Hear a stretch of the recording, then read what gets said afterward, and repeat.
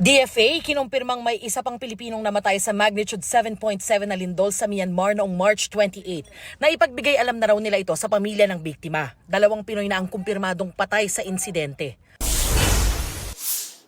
Mga pantalan at paliparan, ininspeksyon ng DOTR para sa inaasahang dagsa ng pasahero ngayong Semana Santa. Pinatututukan ni Transportation Secretary Vince Dizon ang overloading sa pantalan pati ang mahabang pila sa NAIA terminals. Pagpataw ng Amerika sa dagdag taripa sa mga ini-import mula sa ibang bansa maliban sa China, pansamantalang ipinatigil sa loob ng 70 araw ni US President Donald Trump.